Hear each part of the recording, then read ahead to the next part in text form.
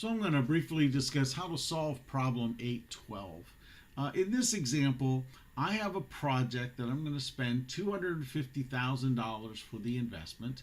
In the first year, I'll receive $100,000. The second year, I'll get $125,000, and in the third year, I'll receive. I need to solve for what that cash flow is. That's why this box here is blue.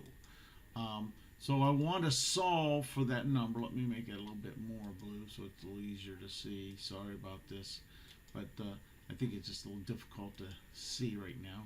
All right, so that's the one I want to solve for. So how do I do that? Well, if this project, what they're telling us is this project is what we're going to do, and we're going to earn a 10% return on the money.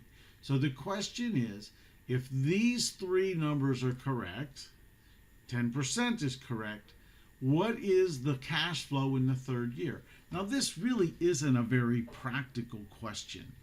You would never ask this question in real life.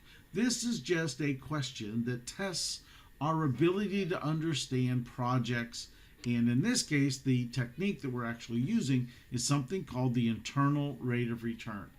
So how we can solve this, we say, well, look, $100,000, what's the present value of that? The present value, if you notice up here, I have a formula that's the formula from Excel. And if you're not familiar with that, if you're in Excel, when you click on the formula button, you can choose financial. If you scroll down here, in this case, we want to know present value. Here's what you do. You put the rate. In this case, I pushed the I went to the cell without interest rate, but I could have just as easily typed in the number, how many periods, the payments, right? Future value, if I know what that future value is. In this case, I do. It's this particular number in this box. And then type just tells me whether it's beginning or ending. That number is almost always going to be 0. So again, if we can use this formula. So the very first year is $90,000 is the value that can be attributed to this negative 250.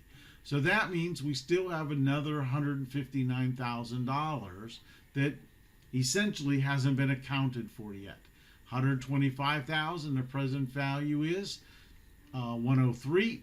That leaves us with $55,000.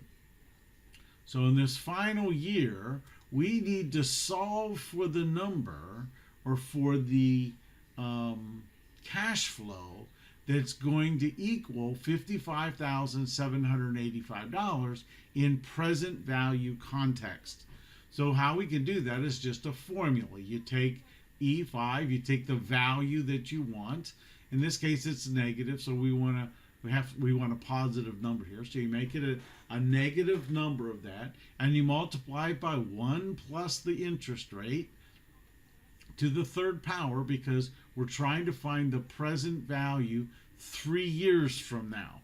And that comes out and tells us we have a value for this last cash flow of $74,250. And I have a capital budgeting technique worksheet, again, that I'm going to provide for you because it's problem 23 deals with this sheet.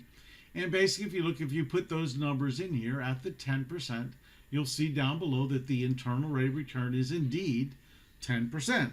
So the answer to my problem is $74,250. So your task, if you will, is plug in the cash flows into these yellow boxes. Make sure you have the correct discount rate here, and then ultimately this number will just solve it for itself, and that's the answer to problem 812.